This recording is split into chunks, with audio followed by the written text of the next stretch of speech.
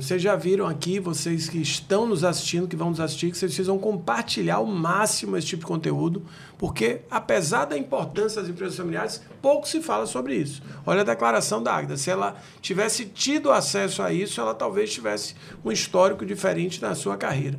Então eu quero dizer a vocês que apesar dos números variáveis, chegam a dizer que 90% das empresas no Brasil são familiares, 70% das empresas familiares quebram na segunda geração. Isso é um dado, veja a importância de vocês estarem bem obrigados na terceira geração, e eu não tenho dúvida nenhuma que é uma empresa que tem uma longa jornada.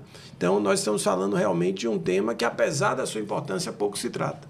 O que eu queria ouvir um pouco de vocês, e aí de vez em quando eu vou jogar assim no ar para ver quem pega a pergunta, né? Quais são as principais diferenças entre empresas familiares e não familiares? Essa é uma questão. A outra, como é que é a gestão da empresa familiar e os seus principais desafios? Então, estou colocando aqui, vocês fiquem à vontade, de vez em quando eu vou fazer essa provocação. Existem diferenças? Quais são as principais diferenças? E como é que é a gestão de uma empresa familiar? E, obviamente, vocês já deixaram aí nas primeiras falas que mudou. A Moraes de Castro de hoje não é a Moraes de Castro de 65 anos atrás, de 30 anos atrás. Então, queria ouvir um pouco de vocês, e Águida, você também fica à vontade. Fábio, a empresa é diferente, a empresa maior, mais diversificada, mas eu acho que ela segue uma linha que foi traçada principalmente pelos valores do fundador. Então, isso ajuda você ter uma empresa diferente, mas com uma essência muito parecida do que você iniciou. E, em termos de gestão, eu não vejo tanta diferença assim entre uma multinacional e uma empresa familiar.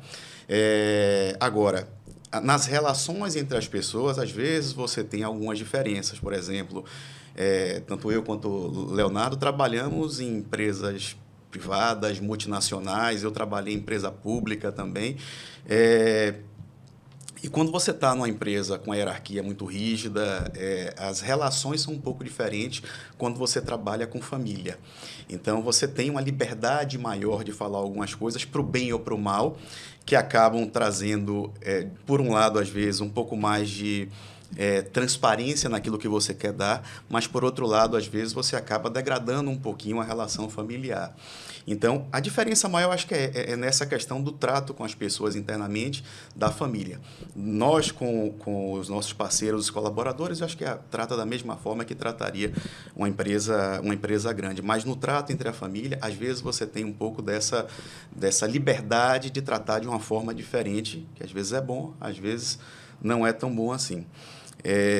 E acho que no nosso caso, particularmente, uma das coisas que ajudou bastante, primeiro, como eu comentei, ter valores que não são só da empresa, são valores da família. E o principal deles é a ética. Então, na empresa, por exemplo, a gente nunca trabalhou nunca fez sonegação, propina,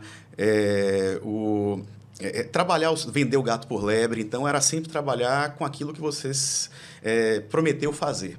E da forma mais correta possível, fazer sempre o certo.